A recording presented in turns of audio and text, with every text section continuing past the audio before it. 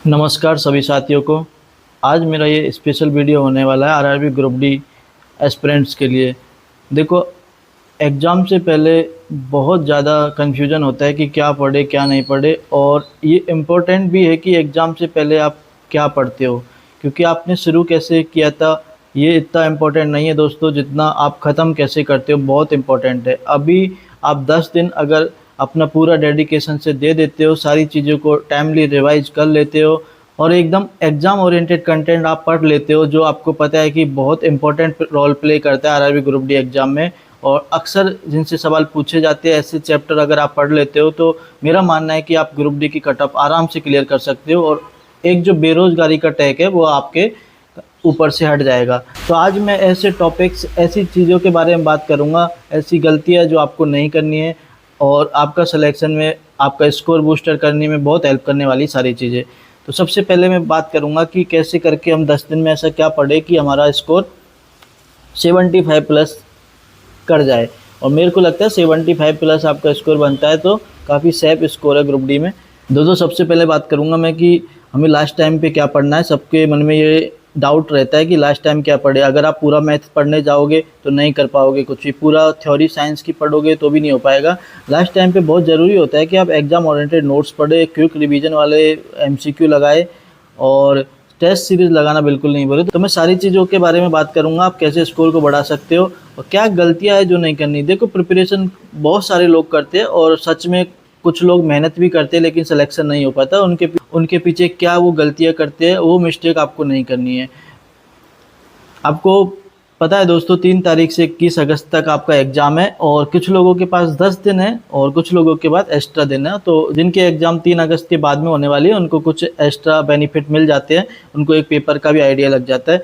तो सबसे पहले आपको समझना है दोस्तों कि आपको पूछा क्या क्या जा रहा है। मैथ में आपके 25 क्वेश्चन पूछे जाएंगे, रीजनिंग में 30, जनरल साइंस का अच्छा खासा वेटेज है, और मुझे लगता है जनरल साइंस जो अच्छा करेगा उसकी दावेदारी उतनी बढ़ जाएगी, क्योंकि मैथ रीजनिंग में एवरेज लड़का स्कोर कर लेता है।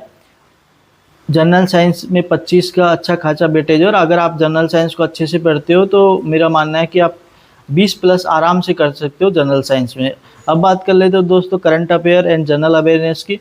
तो इसमें नॉर्मली देखो इसमें स्कोर करना थोड़ा मुश्किल रहता है, पर हमें इसको क्या है ना, थोड़ा चैप्टर में बांटना पड़ेगा और चैप्टर वाइज पढ़ना पड़ेगा। कौन सा चैप्टर का वेटेज कितना है उस हिसाब से हम कुछ चैप्टर को पढ़ के 10 प्लस 15 प्लस नंबर इसमें ऑब्टेन कर लेते हैं तो काफ़ी अच्छा स्कोर माना जाता है। मेरा मानना है इसमें 10 प्लस भी आप कर लेते हो तो अच्छा स्कोर माना जाएगा। तो कैसे हमको कवर करना है, देखो मैथ में अगर आप 18 से 20 क्वेश्चन कर रहे हो सही में, तो आपको उसके बाद तुक्का लगाने की बिल्कुल भी ज़रूरत नहीं पड़ेगी, और 18 से 20 अच्छा स्कोर माना जाता है मैथ में। रीजनिंग में आप 25 या 20 प्लस या 25 प्लस कर रहे हो तो बहुत अच्छी बात है।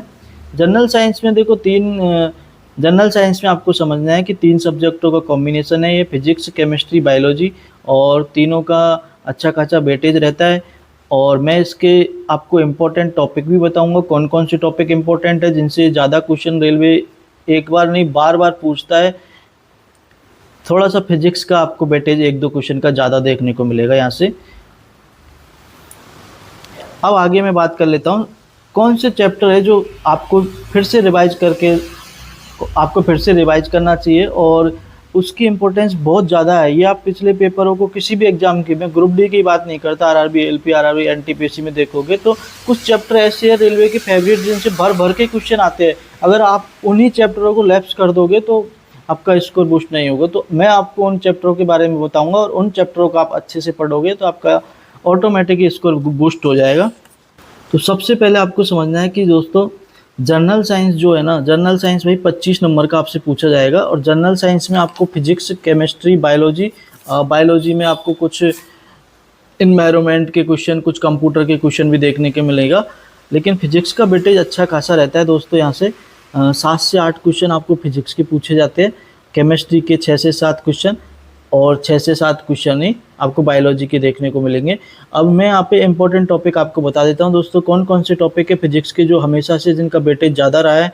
तो देखो फिजिक्स के जो टॉपिक है उनमें पहला टॉपिक आता है दोस्तों इलेक्ट्रिसिटी, बहुत इंपॉर्टेंट टॉपिक है, और इसके नोट्स मैंने ये वाले जो नोट्स डाले थ्योरी प्लस 100 MCQ है दोस्तों। आप जितने बार रिवीजन कर सको, इनका रिवीजन करो 2 से 3 बार, मैं गारंटी देता हूँ आपका कोई भी क्वेश्चन नहीं छूटेगा। दूसरा टॉपिक है इसका दोस्तों work, energy and power.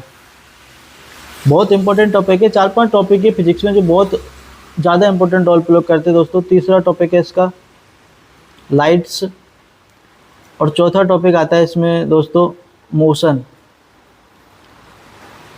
Motion and law of motion. दोस्तों ये 4 टॉपिक बहुत ही इंपॉर्टेंट है।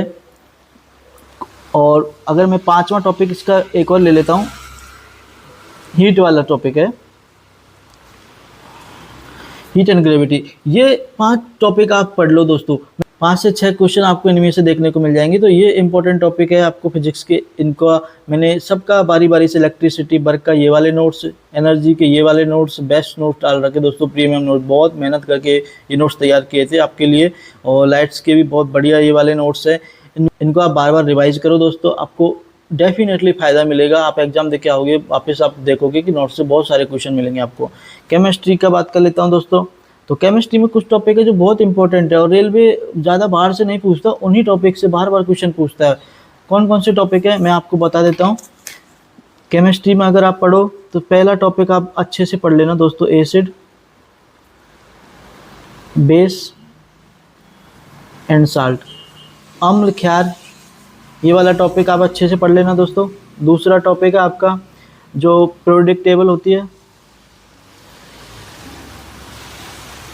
Periodic table. तीसरा टॉपिक इसमें लोगे आप तो दोस्तों एक आता है केमिकल रिएक्शन।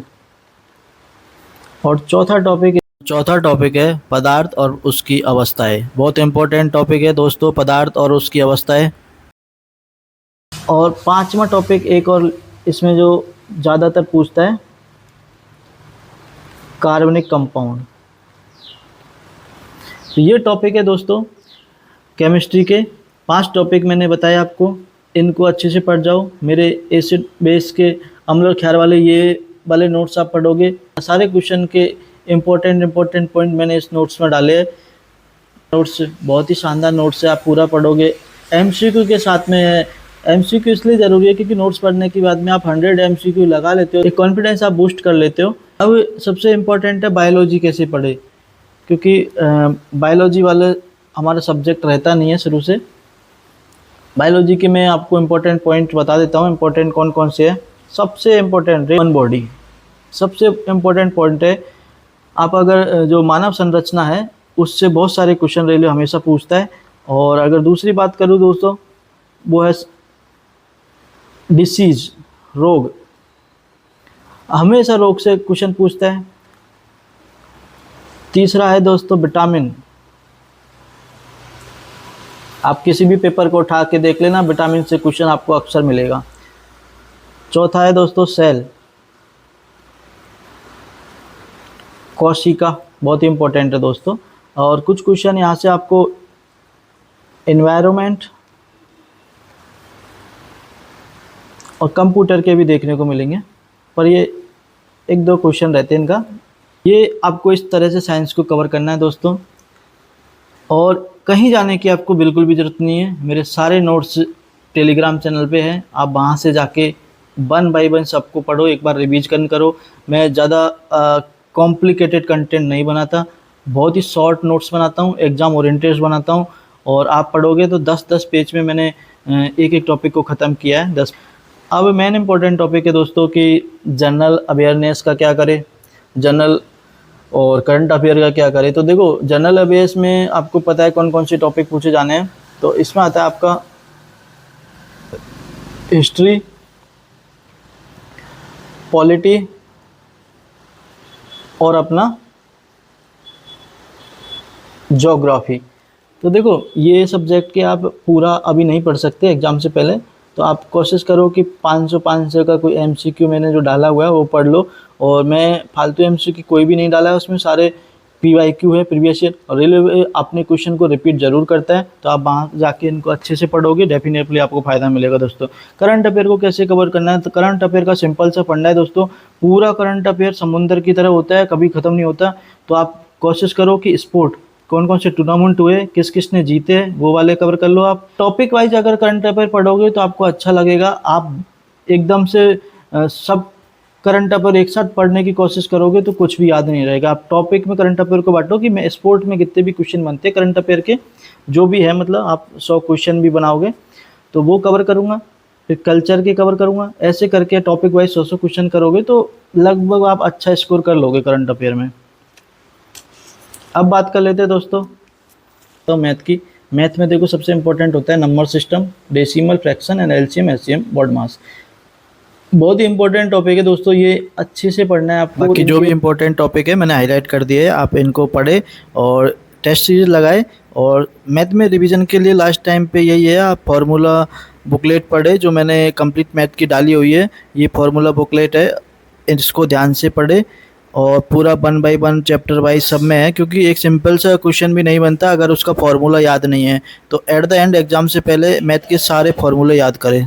तो ये रीजनिंग का है। देखो रीजनिंग को आपको समझना पड़ेगा कि मेरे कौन कौन से चैप्टर है, कैसे कैसे क्वेश्चन मुझे पूछे जाते हैं। आज मैं आपको बता देता हूँ। देखो ऊपर के जो ये 3 चैप्टर है, analogy, alphabetical and number series और कोडिंग डिकोडिंग, बहुत ही इंपॉर्टेंट टॉपिक है। और मैं तो कहता हूँ कि ये जो ऊपर के 2 चैप्टर है एनालॉजी और सीरीज वाले, इनसे 7 से 8 क्वेश्चन दोस्तों पूछे जाते हैं और कोडिंग डिकोडिंग से 3 से 4 क्वेश्चन पूछे जाते हैं। बाकी सारे इंपॉर्टेंट जो टॉपिक थे मैंने हाईलाइट कर दिए है। और रीजनिंग का एक कॉन्सेप्ट को आप समझना है और प्रैक्टिस करनी है, क्योंकि रीजनिंग आपको प्रैक्टिस से आती है और कौन सा कॉन्सेप्ट किस क्वेश्चन में लगता है ये आपको समझना है। तो ये सारे क्वेश्चंस इन्हीं टॉपिक से आने वाले हैं और जो इम्पोर्टेंट चैप्टर है उनको मैं हाईलाइट किया हुआ हूँ और कितने क्वेश्चन किस से पूछे जाते हैं इसका आप स्क्रीनशॉट ले सकते हो। आप प्रिपरेशन कर रहे हो, मेरी आपसे खास रिक्वेस्ट है कि आप मॉक टेस्ट ज़रूर लगाएं, क्योंकि आज सभी पेपर सीबीटी बेस्ड होते हैं और आपको प्रैक्टिस ज़रूरी है। आप सीबीटी की घर पे बैठ के कंप्यूटर पे, लैपटॉप पे प्रैक्टिस करते हो तो वो उससे आपको काफ़ी फ़ायदा हो जाते हैं, क्योंकि कुछ गलतियाँ सीबीटी की वजह से हो जाती है। क्योंकि सिर्फ पढ़ाई के अलावा भी कुछ चीज़ें हैं, जैसे सीबीटी एग्ज़ाम। दूसरी चीज़ है कि कोई भी आप एग्ज़ाम की प्रिपरेशन कर रहे हो तो सब्जेक्ट का वेटेज को समझो, क्योंकि सिलेबस कभी ख़त्म नहीं होते दोस्तों। अब एग्ज़ाम से पहले खासकर आपको पास में अभी 10 दिन बचे हैं। अब यहाँ तुम्हें कुछ भी नया नहीं पढ़ना दोस्तों। यहाँ अगर तुम नया पढ़ोगे तो सच बता रहा हूँ, जो पुराना जो पढ़ी चीज़ है वो भूल जाओगे। कुछ नहीं करना भाई, जितना तुमने पढ़ा है ना उसको रिवाइज कर लो भाई। और रिवाइज का जो फंडा है ना इतना इम्पोर्टेंट है दोस्तों। सेलेक्टेड अगर बंदा से आप बात करोगे तो सबसे इम्पोर्टेंट रोल होता है कि 4 बुक अलग अलग पढ़ने से अच्छा है आप एक बुक को 4 बार पढ़ लो। अब जब एक बुक को 4 बार पढ़ोगे ना तो आपके पास कॉन्फिडेंस होगा, चीज़ों को एनालाइज करने का एक विचार होगा। तो कुछ भी इस टाइम नया नहीं पढ़ना दोस्तों। जितना पढ़ा है मुझे पता है, कुछ 1 साल से, कोई 2 साल से, कोई 3 साल से तैयारी कर रहा है 3। तो अभी मैं क्या कर रहा हूँ, एक हमारा ट्रैक टू सिलेक्शन के नाम से एक चैनल है, ब्रॉडकास्ट चैनल, उसके साथ में आप जुड़ जाइए। आप किसी भी एग्ज़ाम की प्रिपरेशन कर रहे हो, आपको वो कंटेंट, वो गाइडेंस बिल्कुल शुरू से लास्ट तक, जब तक आपका सिलेक्शन होगा, मेरिट में नाम आएगा, तब तक हमारे साथ जुड़े रहो। और बेस्ट प्लान और एकदम एग्ज़ाम ओरिएंटेड नोट्स आपको मिलने वाले हैं। तो दोस्तों इसके साथ में आप जुड़ जाइए। ये मेरा एक नया ब्रॉडकास्ट चैनल है, यहाँ पे आपको अलग अलग पीडीएफ के लिए घूमना नहीं पड़ेगा। आपको कंप्लीट, जैसे कंप्लीट केमिस्ट्री की PDF, complete biology, complete physics, complete computer, ऐसे आपको फुल पीडीएफ मिलेगी। और पीडीएफ आप देखोगे ना आपको मज़ा आ जाएगा। इतना मेहनत करके, इतना एग्ज़ाम ओरिएंटेड, इतना प्रीवियस ईयर क्वेश्चन को एनालिसिस करके वो पीडीएफ तैयार की है, तो आपको कहीं भी बिल्कुल भी ऐसा नहीं लगेगा कि कोई बुक लेने की ज़रूरत है। और साथ में एमसीक्यू भी आपको मिलेंगे। और अभी दोस्तों बहुत गलत हुआ, कुछ मैसेज मेरे पास आए कि आपके नोट्स हमने 99 में परचेज किए हैं। व्हाट्सएप पे किसी ने बोला था कि 99 पेमेंट करो या आपको नोट्स मिल जाएंगे। तो ऐसा नहीं करने का। फ्री में नोट्स मैं सारी पीडीएफ टेलीग्राम पे डालता हूँ, तो वहाँ से लोग कॉपी करके या फिर वहाँ से डाउनलोड करके और उनको पेमेंट करते व्हाट्सएप के थ्रू। तो अभी मैं ऐसा नहीं होने दूंगा।